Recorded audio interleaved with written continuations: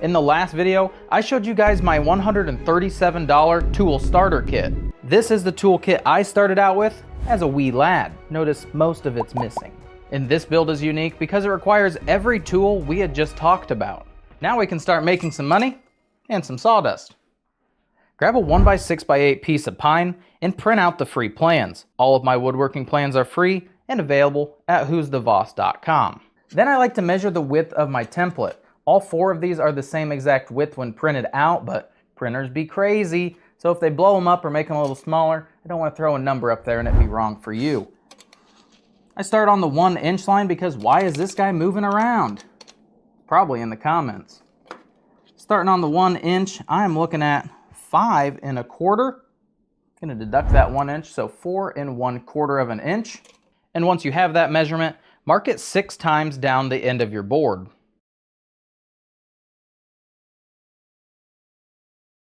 Then using our combination square, draw a line across your board. Now we need to cut out our shape. Whoa, okay, yeah, we didn't buy scissors. It's not in the kit. Go to your kitchen. The kitchen should have scissors. So with our pieces, this is gonna be the back, the next piece, the very front. This guy has 3 cutouts. So it's this piece with a 2.5, a 2-inch, and a 1.5-inch cutout. And that's going to be for our other 2 templates. No reason to waste another sheet of paper trying to make a template. You don't need all that sitting around. So we're just gonna trace these templates on our board. What I like to do, just line up one of the flat edges with the edge of the board. Why make all that extra cutting? Then just using a nail, if that's all right, we use a nail. It's been approved. Take your hammer. We're just gonna mark the little center spot here. Get it all lined up. Center spot. Same with this guy. We're gonna put him here on the edge.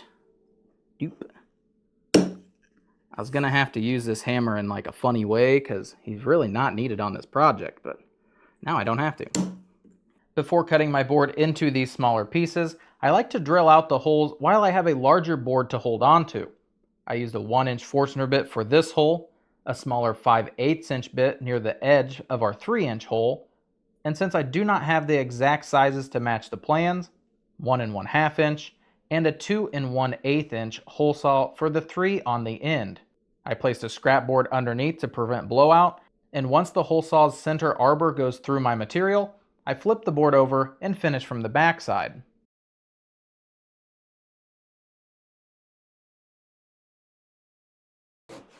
You can then start cutting the straight lines using your handsaw. Even if the material doesn't fit inside of the miter box, you can still use it as a 90-degree reference. Or you could simply attack it using the jigsaw. And here I'll finish making all of my cuts on camera, so that way you guys don't think I snuck off to my CNC machine or something silly. Then I'll just fill this void of time with a couple woodworking jokes. Why did the carpenter get fired? He just couldn't make the cut. Why did the woodworker stop making furniture? He just got bored. I had to hammer a piece of wood in my carpentry job interview. I nailed it. Why did the clamp get fired? Couldn't hold it together. How do you make a small fortune in woodworking? You start with a large one.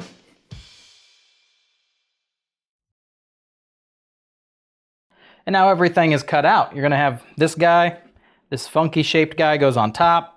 The smallest hole, this guy, cut edges are going to face the sides. Next smallest hole, and then this big chunky guy on the top. And, yeah, it's a little thick. So I'm gonna ditch one of these. Because it was 3/4 inch material, I wanted to try to keep this close to square. That's just way too many holes. So I'm gonna ditch the smallest guy. So I've got this. Yeah, that's what I'm talking about. Grab some sandpaper and just hit the interior of this project. Don't worry about sanding the outside quite yet. And now it's time to glue everything together. I'm using a Titebond 3. It's a waterproof exterior glue. It's gonna be perfect. I have lined out my pieces so that all of the centers line up. I'll show you that here as we're assembling. So I did a dry fit. It looks good. I've also lined up that all of these kind of nasty cut edges I haven't dealt with yet, they're going to be at the top. That's going to make sanding a little easier because of our legs. As we are gluing up, I don't want to slather glue all over this because there's not going to be any glue on this spot. So really, I'm going to flip these over, put a little glue. Smile. They're not exactly the same. That's all right. That's okay. Flip him over. And this is where I'm going to start looking at this center hole. Sorry that my head's going to be in the way, because I want it to be perfect looking down the center. And then you're just going to repeat this for every piece, stacking them up. And you can see it's a perfect cone shape in the center. Even though our sides are not perfect, that's all right. Right there, it doesn't want to slide around. It seems to have set up a little bit. I'm just going to throw 2 clamps on it. We just wait for this to dry. We'll check on it tomorrow. If you only have 2 clamps, you could also use rubber bands or just a heavy weight on top of them. They're not structural. They're solid the next day. They're good to go. And then grab that adhesive sandpaper, scrap piece of wood. What the heck? And then we're just going to sand this baby smooth.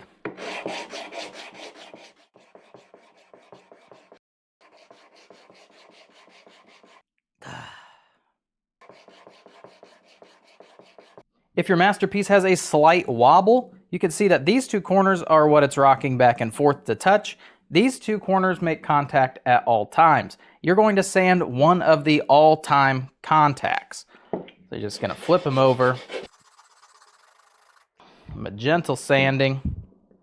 See if it took all the wobble out here. Yeah. Also could just be the workbench slightly off. I got a bunch of sawdust on here. And you keep doing that until the wobble is completely gone. Now you have hours upon hours of fun. Grab a set of marbles. You're going to dump them in the top. They're going to use that tornado to come out the bottom. And you're going to use the shooter marble to hit them into this little cove on the other side. I'm just kidding. That's not what it's for at all. Bada bing, you know what this does. You put your phone in the top of it. Bam. It's music for the world. And it has that fancy little V cut out since your phone speakers usually aren't dead center. Got that comment a lot when we made the previous model, which is still a crowd favorite, mainly because of its compact size. And this guy does a great job. Don't believe me? Make one and try it out for yourself, because music is copyrighted, and I could hold my phone like this, put it in here, and then just turn the volume up in editing for $15 each. That includes a clear coat stain or just really any color stain. I get 4 of them out of a 1x6x8. That's $60 out of a 1x6x8. Just built the first project with the new tools. You know, hey, round of applause. And look at it. It's super freaking cool. It boom, boom, hits you with sound. If you thought 15 was too low and $80 was too high, pick a number in between. But also you need to kind of get out of the mindset that you're not selling this to you, you're selling it to the public. So maybe research the public a little bit instead of yourself. I haven't bought anything from a craft show in years because I can make it myself. So I don't price it based off what I want to buy it for. Price it off of what the customers are going to pay. Thanks for watching. 15 bucks? But don't you value your time and effort? What about all the electricity? And you ate a Snickers bar earlier. Didn't you put that into the price of what you're selling it for? Yes.